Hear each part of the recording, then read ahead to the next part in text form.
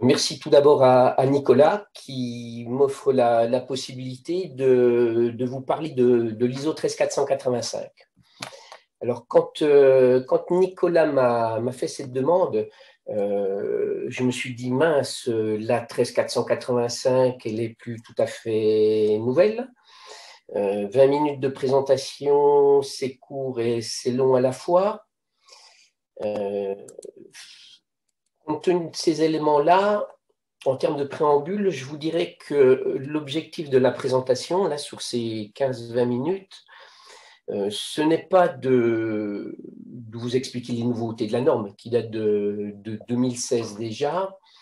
Ce n'est pas de faire non plus un décodage exhaustif des exigences de la norme, de passer en revue les 15 pages d'exigences qui représentent d'ailleurs près de 150, approximativement, 150 exigences, mais c'est plutôt de faire un focus sur quelques points clés, sur la forme du référentiel, sa structure, sur le fond, sachant que quelquefois, souvent même, la forme a une incidence sur le fond.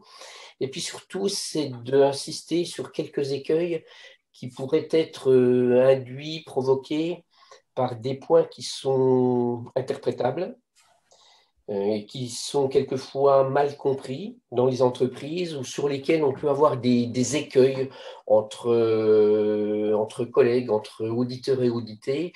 Donc l'idée, c'est de faire un passage sur ces points clés à écueil. Et pour cela, ce que je vous propose, c'est de reprendre la norme dans son contexte, de quoi elle traite, elle concerne qui, de parler de sa structure, de son architecture, à quoi elle sert également, de voir quels sont les fondements sur lesquels elle s'appuie, ses principes de base, quelques points clés, afin de nous permettre de prendre de la hauteur, je dirais, du recul, et d'identifier quels sont les risques d'interprétation quelquefois rencontrés au niveau de ce référentiel, avant de faire une conclusion sur quelques points à retenir.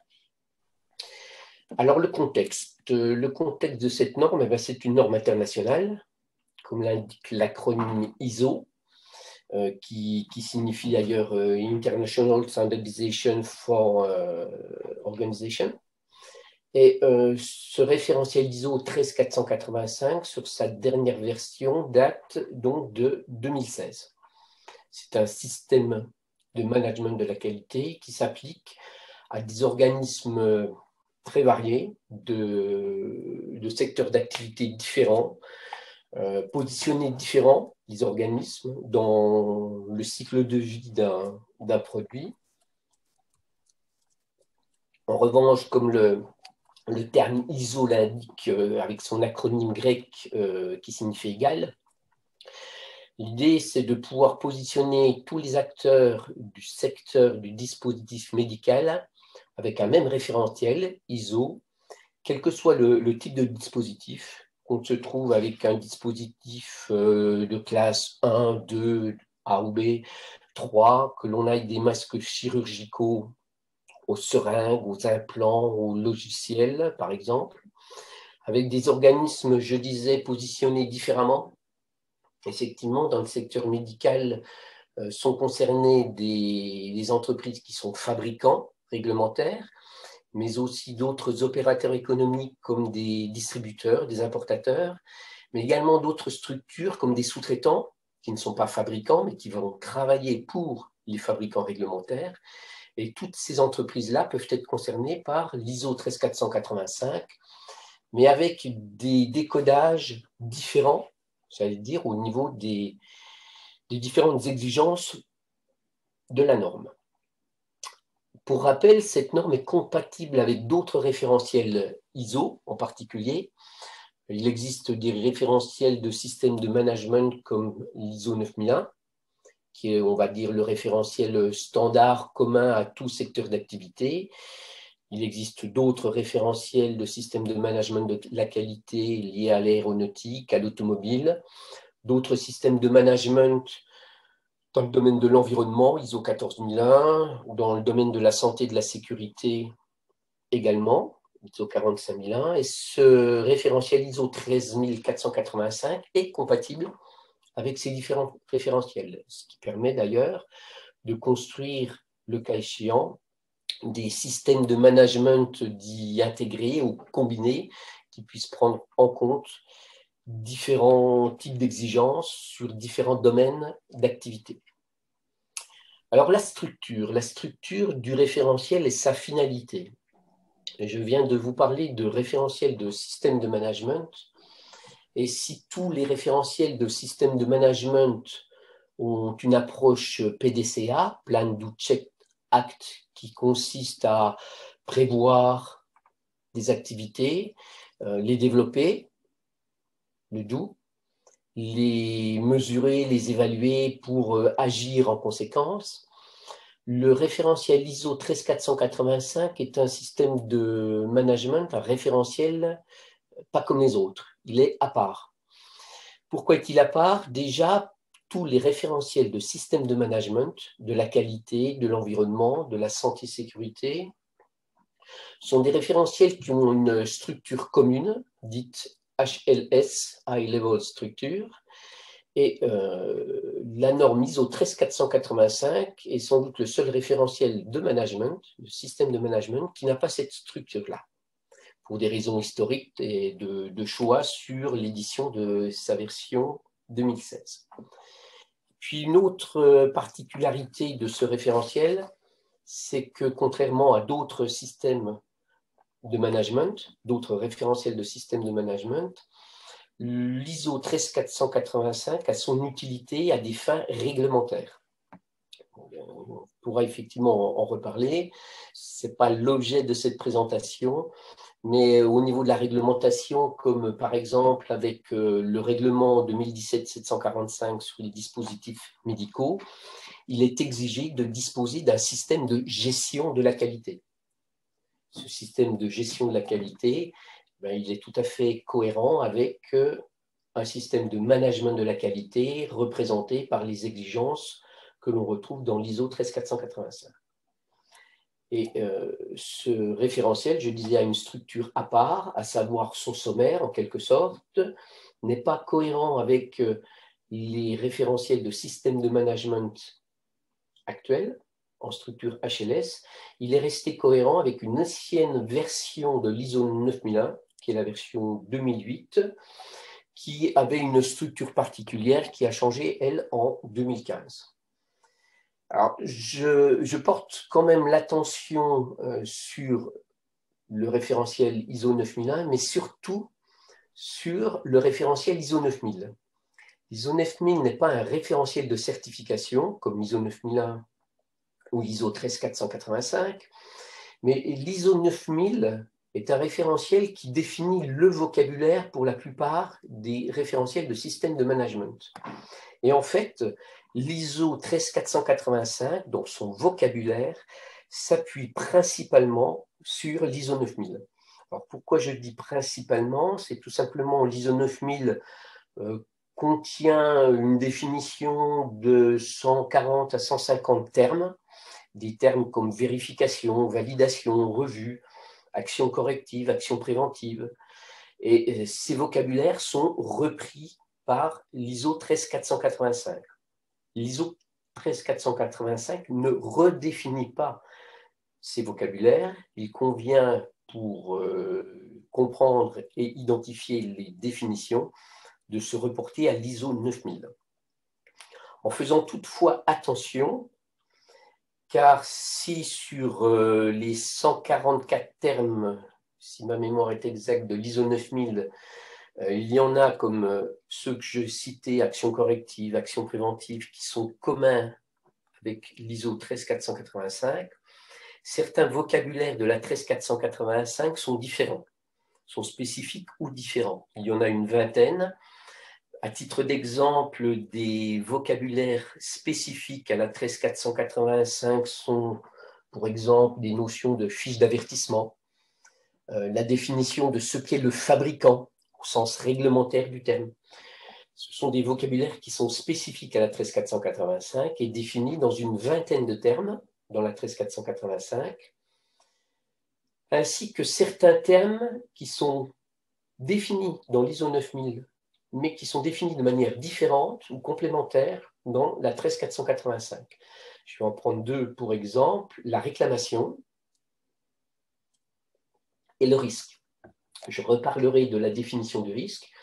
Ce n'est pas la même approche risque que l'on a dans les référentiels de système de management selon le vocabulaire ISO 9000 que celle que l'on peut avoir dans l'ISO 13485 qui définit le risque de manière un petit peu plus spécifique.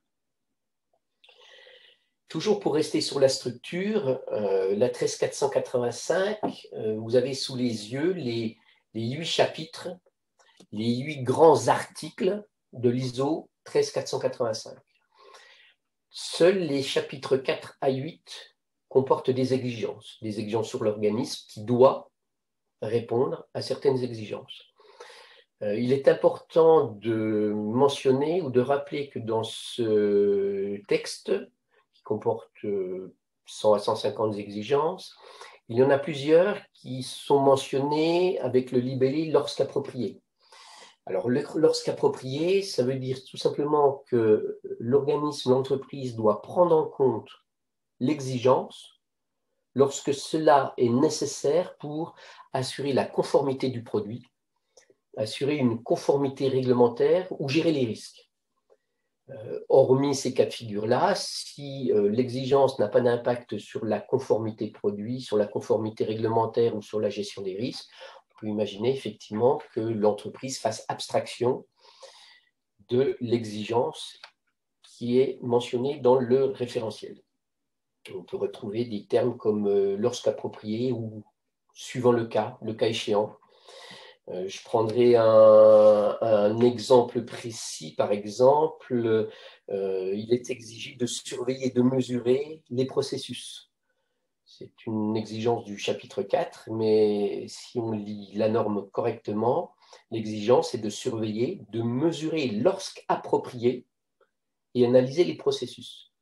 Le lorsqu'approprié nécessite de se poser la question de la conformité produit, de la conformité réglementaire, de la gestion des risques d'une manière générale, sachant que dans la 13485, le risque est essentiellement un risque associé au produit. Donc voilà pour ce qui est de la structure, et effectivement cette structure est différente de celle des référentiels de système de management qualité, sécurité, environnement ou spécifique à des secteurs d'activité comme l'aéronautique, l'automobile ou autre, car la 13485 n'est pas en structure HLS. J'ai parlé de risque.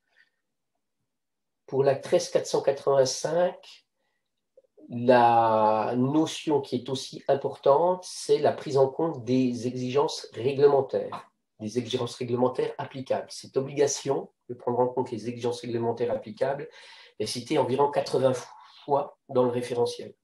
Je vous ai mis un extrait de la 13485 dans un chapitre introductif, chapitre 0. On oublie trop souvent d'ailleurs les chapitres introductifs, chapitre 1 ou chapitre 0, qui comportent pas mal d'éléments d'information sur le contexte ou l'utilisation du référentiel ISO 13485. Et on voit bien que l'extrait qui est mentionné, ISO 13485 ci-dessous, vous précise que la norme prévoit que l'organisme identifiant son rôle, on y reviendra, identifie les exigences réglementaires applicables à ses activités et intègre ces exigences réglementaires applicables dans son système de management de la qualité. C'est pourquoi que, si l'on est certifié ISO 13485, on va avoir présomption de conformité aux exigences réglementaires puisque celles-ci ont été identifiées et intégrées dans le système de management. Les fondements. Alors, vous voyez apparaître un des deux fondements, le deuxième qui est l'approche risque, mot qui est également cité à plusieurs reprises tout au long des exigences de l'ISO 13485. Et le premier fondement est l'approche processus, qui est abordée dans un des chapitres introductifs du référentiel. Ce chapitre, qui est le chapitre 4.1, exigences générales, comporte des exigences propres au processus. L'approche IST, quant à elle, est abordée, j'allais dire, en filigrane tout au long de la norme et je la développerai un petit peu plus loin. En ce qui concerne l'approche processus, on pourrait dire que l'approche processus, en fait, correspond d'ailleurs, si l'on prend la définition de l'ISO 9000, à une approche transversale. Je vais y revenir. La définition d'un processus, là encore, issu de l'ISO 9000, c'est un ensemble d'activités qui transforment, on va dire, des entrants en sortants. Je prête votre attention sur la notion d'entrant, sur les éléments d'entrée. Effectivement, quand vous identifiez un processus, il convient dans les données d'entrée de différencier ce que j'appellerais, moi, les données d'entrée qui sont des données d'entrée ressources, des contraintes, de les différencier des données d'entrée qui déclenchent le processus. Je vais vous prendre un exemple. Si vous avez un processus de fabrication, on pourrait très bien considérer qu'une donnée d'entrée est de la matière première sur laquelle on va apporter de la valeur ajoutée pour obtenir un produit fini.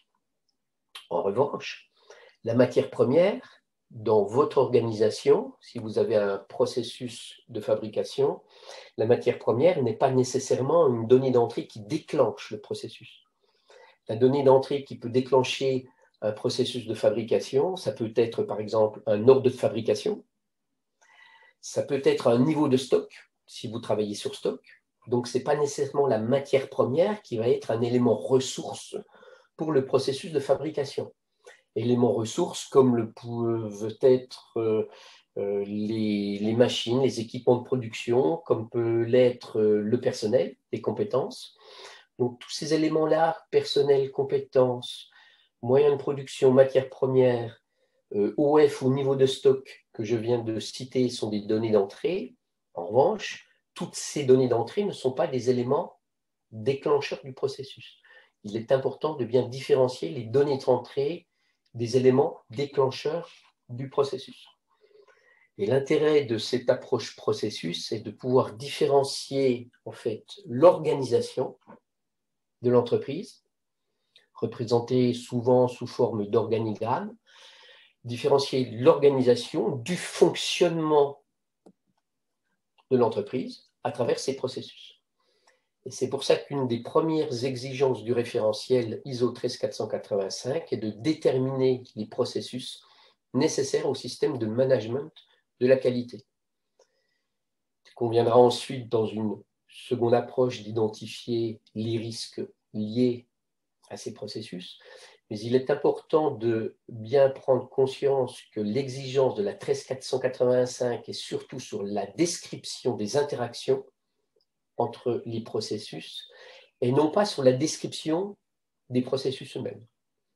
Avec une exigence que je vous ai citée tout à l'heure lorsque je faisais mention du terme approprié, l'exigence de surveiller, de mesurer lorsque cela est approprié et d'analyser ces processus.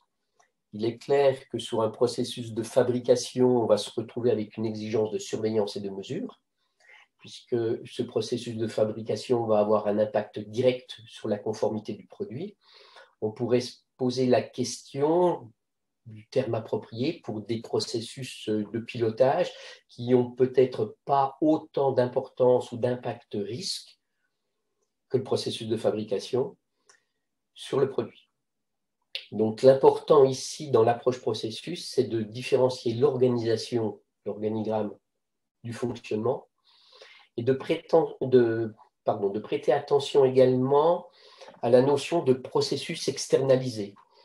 Le référentiel a pour exigence que vous maîtrisiez les processus, y compris les éventuels processus que vous pourriez externaliser. On peut imaginer qu'une entreprise externalise son processus de fabrication. Une interprétation liée à l'interaction entre les exigences relatives au processus et les exigences relatives aux achats. Vous pouvez très bien avoir des activités externalisées qui ne soient pas identifiées dans vos processus du système de management de la qualité. Vous avez peut-être dans vos processus internes au système de management de la qualité un processus fabrication, un processus conception, développement, un processus vente, distribution, par exemple, et vous pouvez avoir une activité, par exemple stérilisation, qui soit externalisée. On va considérer cette activité externalisée au titre des exigences achats du référentiel, mais pas au niveau du processus du système qualité que vous avez défini dans votre système de management de la qualité. Deuxième fondement au niveau de la 13485, c'est l'approche risque. Alors, je vous présente là deux définitions. La définition ISO 9000, base de travail pour le vocabulaire 13485, et juxtaposer la définition de la 13485. En fait, la notion de risque au niveau de l'ISO 9000, donc des systèmes de management d'une manière générale, le risque est l'effet de l'incertitude. Et le risque, dans un système de management de la qualité, d'une manière générale, est un écart positif, ou il y a la possibilité d'avoir un écart positif ou négatif par rapport à une attente. Dans la 13485, le risque est considéré comme une combinaison de probabilité et d'un dommage. Ce qui veut dire qu'on est très orienté sur le produit, d'une part, mais on est là dans une démarche où on prend l'aspect négatif du risque, en identifiant les dangers et quels sont les dommages pouvant être induits par ces dangers. Donc on a entre la 13485 et les référentiels de systèmes de management ISO 9000 pour les systèmes de management de la qualité, deux approches qui sont différentes. Une approche qui est très produit avec impact du produit et des dommages qu'il peut causer à l'utilisateur, au patient, alors que sur l'ISO 9001, on est dans une approche du risque qui est très système, qui est très organisationnelle. On va avoir une approche risque dans un système de management sur les processus, par exemple, en se posant la question, quel est le risque que l'on a sur un processus de pilotage? Et le risque que l'on a sur un processus de pilotage n'aura pas nécessairement un impact direct sur le produit. Dans la 13485, il convient de bien différencier cette notion de risque produit et de risque système. Quand les exigences de l'ISO 13485 portent sur l'approche processus, la 13485 précise que l'approche processus doit être faite dans une approche risque. Une interprétation est que cette approche risque au niveau des processus est beaucoup plus sur le système, alors que dans les exigences des chapitres 5, 6, 7 du référentiel ISO 13485, quand on parle d'approche risque, on va se retrouver sur une approche risque directement liée au produit. Laquelle approche risque peut être mise en application en utilisant, pour information, l'ISO 14971, qui est l'application de la gestion des risques aux dispositifs médicaux. En termes de vocabulaire, je prête votre attention sur le fait qu'il ne faut pas confondre danger et risque. Le risque, il est lié au dommage. À titre d'exemple, la circulation routière représente un danger. La situation dangereuse peut être la présence d'une personne au bord de la route. Et le dommage, à savoir le risque, sera le risque d'accident, le risque de blessure, d'endommagement de la personne qui était au bord de la route. Donc le danger et le dommage ne sont pas similaires. L'un est la conséquence de l'autre. Et puis, un autre aspect au niveau de la 14971, c'est qu'elle va nous obliger à faire une analyse bénéfice-risque, où là, le risque est toujours sur un aspect négatif, alors que le bénéfice, c'est globalement l'aspect positif du risque tel que défini par l'ISO 9000. Donc, c'est un fondement de la 13485 sur lequel il faut effectivement avoir les idées claires, en ce qui concerne l'approche risque. L'approche risque, je vous disais, est très orientée produit, si l'on se réfère à un article introductif de la 13485, à savoir le chapitre ou l'article 0.2, le concept risque est libellé sous le vocable suivant. Lorsqu'il est utilisé, le terme risque concerne les exigences de sécurité ou de performance du dispositif médical ou la mise en conformité aux exigences réglementaires applicables. Donc jusqu'à présent, je vous ai dit que le risque, c'était lié au produit. Le risque, il est lié au produit, oui, en termes de sécurité ou de performance. Il est lié aussi au risque de ne pas être en conformité aux exigences réglementaires applicables. Et les exigences que l'on peut retrouver dans différents chapitres, je vous disais tout à l'heure 4, 7, voire 8, j'en ai mis quelques-unes. On a dans le chapitre 4.1 appliqué une approche fondée sur les risques en ce qui concerne la maîtrise des processus appropriés et nécessaires au système. Sur cette partie-là, on va être sur un risque produit en ce qui concerne des processus très orientés produits, mais on peut se retrouver, ce que l'on disait il y a 2-3 minutes, sur un risque système, sur des processus de pilotage. En revanche, les deux autres exemples que je vous cite, qui sont issus d'un chapitre 7, maîtrise de la réalisation au sens large, il est mentionné que l'on doit documenter un ou plusieurs processus relatifs à la gestion des risques au cours de la réalisation du produit. Il s'agit bien évidemment là des risques liés à la sécurité ou à la performance du dispositif médical ou au risque de non-conformité aux exigences réglementaires applicables. Idem le troisième exemple, établir des critères d'évaluation et de sélection des fournisseurs proportionnés aux risques associés au dispositif médical. On est là dans une exigence relative aux achats, pour laquelle il est nécessaire d'évaluer et de sélectionner les fournisseurs en fonction du type de produit ou de prestation de service qui vous est fourni, à savoir le produit acheté a-t-il un impact direct ou non sur la sécurité ou les performances de votre dispositif médical. C'est un point d'attention qu'il convient de regarder avec précaution. Tout en introduction, j'ai précisé que la 13485 pouvait concerner différents types d'entreprises. Des entreprises comme des fabricants réglementaires, des entreprises également comme des sous-traitants.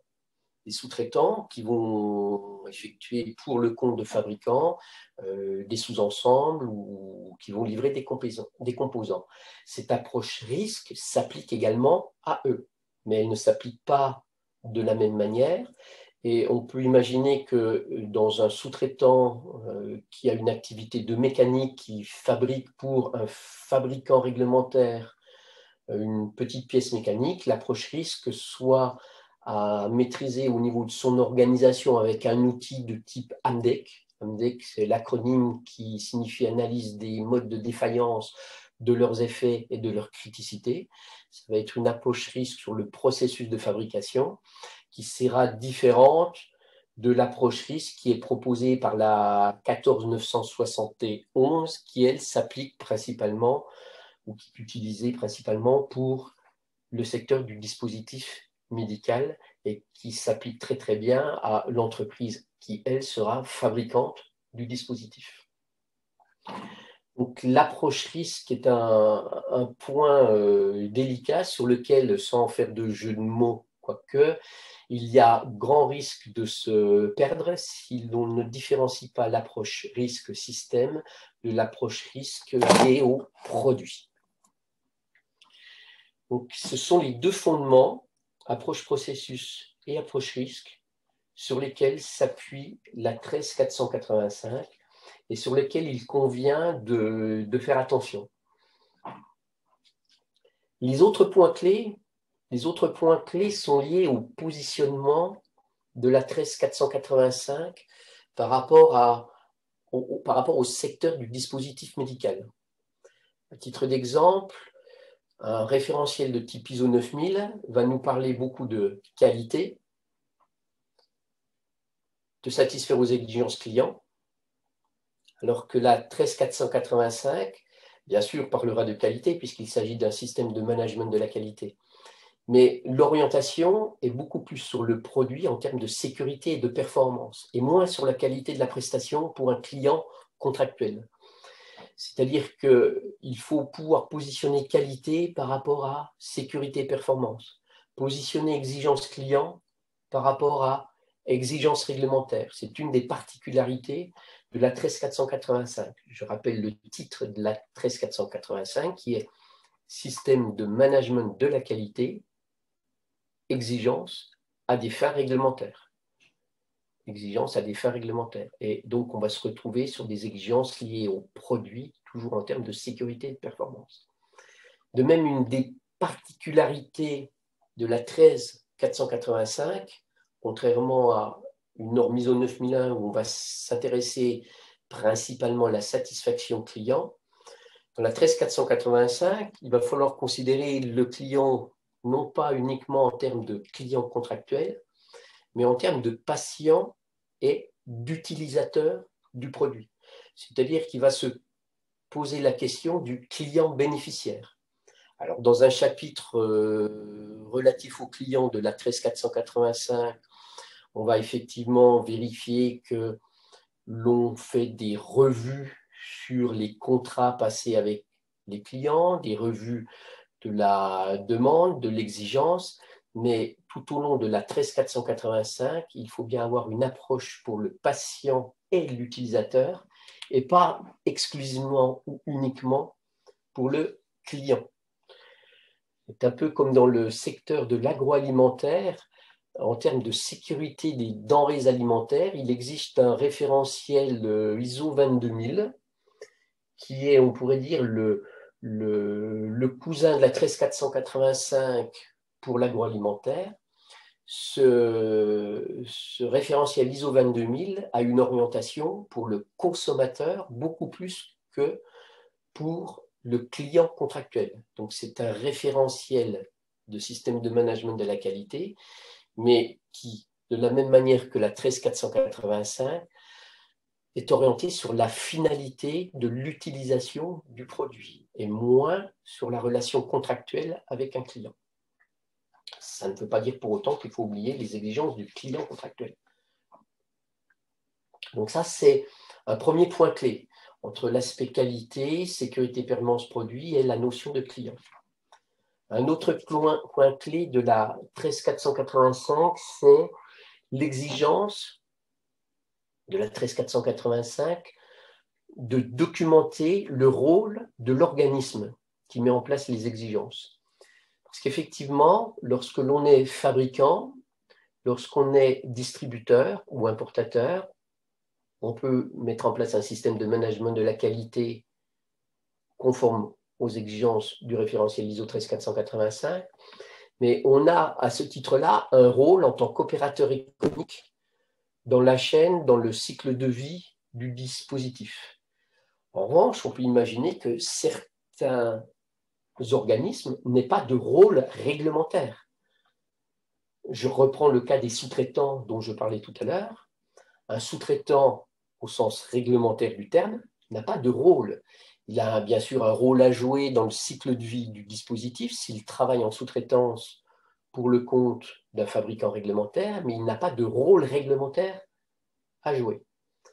Et l'exigence du chapitre 4.1.1 de la 13485 étant que l'organisme doit documenter son rôle dans le cadre des exigences réglementaires applicables, je vous dirais que pour un sous-traitant qui n'a pas de rôle réglementaire, il faut, dans le système de management de la qualité du sous-traitant, déclarer que le sous-traitant n'a pas de rôle à jouer au sens réglementaire du terme.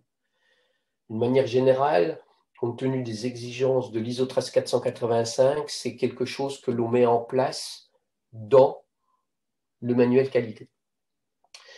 De même, ne pas confondre, autre point clé, exclusion et non-applicabilité des exigences. L'exclusion est liée à un choix réglementaire, alors que la non-applicabilité est plutôt liée à l'activité. Je vais prendre simplement deux exemples. Selon que vous êtes fabricant et que vous mettez en place votre d'autres dispositifs sur le marché. Je vais prendre l'exemple du règlement 2017-745. Si vous mettez en place, selon l'annexe 9 ou selon l'annexe 11, en annexe 9, vous avez un système complet de gestion de la qualité, donc y compris la conception. En annexe 11, vous êtes en assurance qualité pour la production. Vous pouvez très bien, si votre choix réglementaire en termes de stratégie réglementaire est d'aller sur l'annexe 11, exclure la conception de votre système de management de la qualité. En revanche, la non-applicabilité, elle, est plutôt liée à la nature de vos activités. Par exemple, si vous avez un dispositif non implantable, les exigences relatives à ce qui est dispositif implantable deviennent non applicables pour vous. Si vous avez des exigences au niveau de votre dispositif pour lequel vous n'avez pas de prestations associées de type SAV ou formation, par exemple, formation des clients ou utilisateurs, les exigences relatives à la prestation associée ne sont pas applicables à votre système de management de la qualité. Et pour terminer sur un dernier point clé, c'est bien sûr la documentation, puisqu'il est exigé dans la 13485 de définir une structure documentaire, laquelle doit être présentée dans un manuel qualité. Et d'ailleurs, ce manuel qualité a un contenu bien déterminé. Et ensuite, la norme a des exigences en termes de procédures documentées et d'enregistrement. Alors, il y a une vingtaine de thèmes en termes de procédures documentées qui sont exigées. Alors, ça ne veut pas nécessairement dire une vingtaine de procédures. Je vais prendre un exemple. Il y a le thème action corrective nécessite une procédure documentée.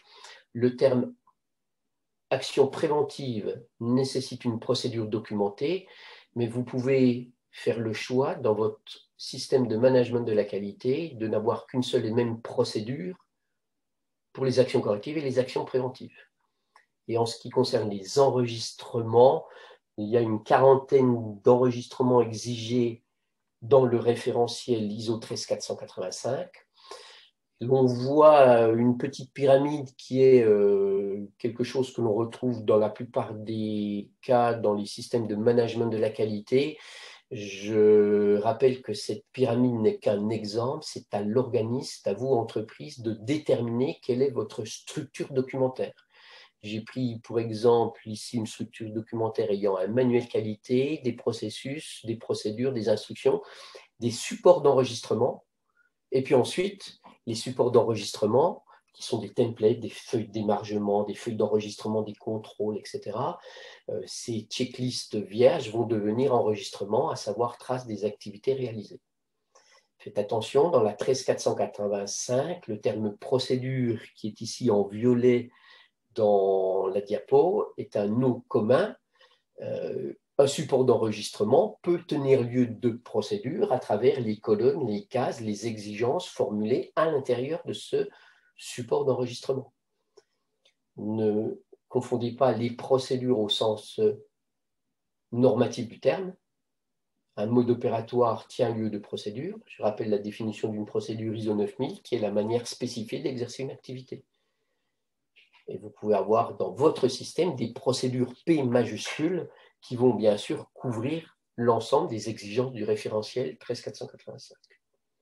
En conclusion, je dirais que le référentiel ISO 13485 est plutôt un référentiel d'assurance qualité, car les exigences sont fortes en termes de documentation, une approche risque, une orientation sécurité et surtout une utilisation à des fins réglementaires.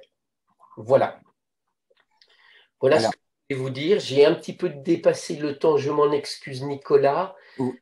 Merci Laurent, merci. Effectivement, le temps a été largement dépassé, mais il y avait tellement à dire donc que c'était important de revenir dessus.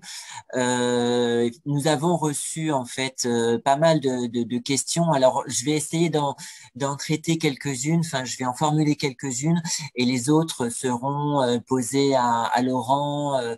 Il y répondra par écrit à la suite de l'enregistrement. Alors tout de suite, effectivement, il y avait une question qui était quelle est la différence entre exigence réglementaire, exigence légale et obligation de conformité? Mhm.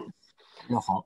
Alors, obligation de conformité, c'est une notion qui apparaît de plus en plus dans les référentiels de système de management, euh, puisque ce terme-là couvre l'ensemble des autres vocabulaires que tu as utilisés, Nicolas, à savoir exigence légale et exigence réglementaire.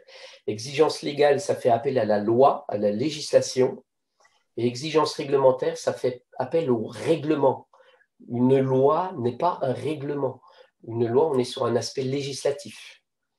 Et dans les systèmes de management, par le passé, on parlait beaucoup des exigences légales et réglementaires. Aujourd'hui, on parle des obligations de conformité. Dans la 13485, il s'agit de parler des exigences réglementaires. Donc, il y a une réglementation. Très bien. Alors, j'ai une autre question, c'est l'approche risque touche le cycle de vie du produit et les processus externalisés ou pas, ou non? Oui, alors, l'approche risque touche le cycle de vie, on va dire, de la conception jusqu'à l'élimination du produit. Et si vous avez des processus externalisés, vous êtes responsable de la maîtrise de ces processus externalisés. Ça veut dire deux choses. Ça veut dire que si vous avez un prestataire externe, vous devez lui demander quelle est la maîtrise des risques au niveau de son activité, de son processus. Et cette maîtrise des risques, si vous êtes fabricant, vous devez, ou tout au moins les points à risque identifiés, vous devez les réinjecter dans votre approche risque à vous. À titre d'exemple, si vous avez un processus de fabrication qui est externalisé, il faut bien vérifier que vous avez votre approche risque qui est prise en compte, soit par l'évaluation, la sélection du fournisseur, du prestataire, soit en récupérant, souvent c'est plutôt du et ou d'ailleurs, et ou en récupérant des éléments relatifs au risque de la part de votre fournisseur. Alors, j'ai une autre question. Alors, c'est possible de demander l'analyse des risques des fournisseurs ou non pour, en ce qui concerne la sélection. Est-il possible de demander l'analyse des risques des fournisseurs ou non? Il est toujours possible de la demander. Oui, il est toujours possible de la demander. Si, après, c'est à votre fournisseur, dans sa relation contractuelle avec vous, de faire le choix de vous la restituer ou pas. Mais d'une manière générale, quand on a un fournisseur sous-traitant, je vois, et ce n'est pas uniquement lié au secteur du dispositif médical, c'est vrai aussi dans l'agroalimentaire, dans le secteur de l'automobile par exemple, les clients demandent à leurs fournisseurs sous-traitants des AMDEC, éventuellement le cas échéant des AMDEC génériques qui présentent la maîtrise des principaux risques chez le fournisseur ou sous-traitant. Alors, je vais malheureusement, effectivement, le temps est très, très, très largement dépassé. Il y a beaucoup de questions. Alors, je vais en poser une dernière, mais rassurez-vous, les questions seront bien transmises à Laurent et il y répondra à la suite de la publication de l'article. Alors, j'avais déjà une question qui était une nouvelle version de la norme est-elle en préparation avec la HLS? Alors, pour l'instant, la dernière, au niveau de l'ISO, il y a eu fin 2020, alors ça devait être en octobre, mais à vérifier, disons fin 2020, la question s'est posée au niveau de l'ISO de réviser ou de conserver la version actuelle. Il a été décidé pour l'instant de conserver la version actuelle. D'accord. Alors, Qui effectivement perdure en décalage avec la version HLS dont j'ai parlé tout à l'heure. merci Laurent. Alors donc effectivement, hein, comme je vous le disais, donc nous serions bien restés ensemble pour continuer cet échange puisqu'il a été assez riche en informations et il a suscité beaucoup d'intérêt. Donc rassurez-vous, le webinaire il a été enregistré et sera disponible dès cet après-midi sur parcourscroisé.com. Les questions que vous avez formulées et qui n'ont pas pu être traitées seront transmises à Laurent Note et il y répondra aussi vite que possible à la suite de l'article présentant l'enregistrement du webinaire. Donc, pas d'inquiétude, toutes les questions seront bien traitées. Je vous remercie donc pour avoir suivi cette présentation. Je remercie encore Laurent Notte pour ses précieux conseils, sa présentation riche. Et n'oubliez pas, donc les échanges se poursuivent sur parcourscroisé.com. À très bientôt. Merci à vous. Merci Laurent.